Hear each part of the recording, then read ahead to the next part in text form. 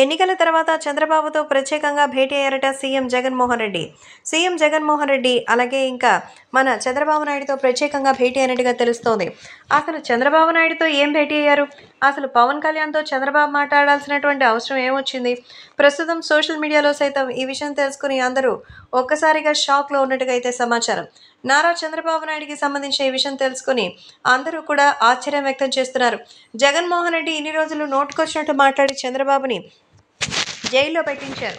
ఎంతగా టార్చర్ చేయించారో కూడా చెప్పాల్సిన అవసరం లేదు. నారా చంద్రబాబు నాయుడు అలాగే ఇంకా మిగతా వాళ్ళు చాలా రకాలుగా అయితే మరి చంద్రబాబుని అవమానాల పాలు చేశారు. అలాగే వాటికి సంబంధించిన పలు విషయం తెలుసుకుని ఒక్కసారిగా అయితే షాక్లో ఉన్నట్టుగా తెలుస్తోంది. చంద్రబాబుకి సంబంధించిన ఈ విషయంలో పిఠాపురంలో ఆయన గెలవడం అయితే పవన్ కళ్యాణ్ పక్కా అని ఒక పక్క తెలుస్తుంటే, మరోపక్క నారా చంద్రబాబు నాయుడికి సంబంధించి జగన్మోహన్ రెడ్డి ప్రత్యేక సమావేశం ఏర్పాటు చేయడం అందరినీ సైతం ఆశ్చర్యపరుస్తోంది.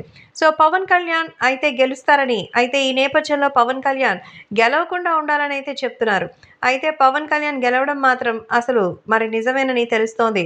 So power star Pawan Kalyan గెలుపు మాత్రం సాధ్యమని, ఈ విషయంలో ఎవరు తనని ఏమీ చేయలేరని అయితే తెలుస్తోంది. అంతేకాకుండా సోషల్ మీడియాలో సైతం జగన్మోహన్ రెడ్డి అలాగే పవన్ కళ్యాణ్కి సంబంధించిన ఈ విషయంపై మన నరేంద్ర మోదీ ఇంకా మిగతా వాళ్ళు ఆయనకి ఇస్తున్నటువంటి గౌరవ మర్యాదలు చూసి షాక్ అవుతున్నారట.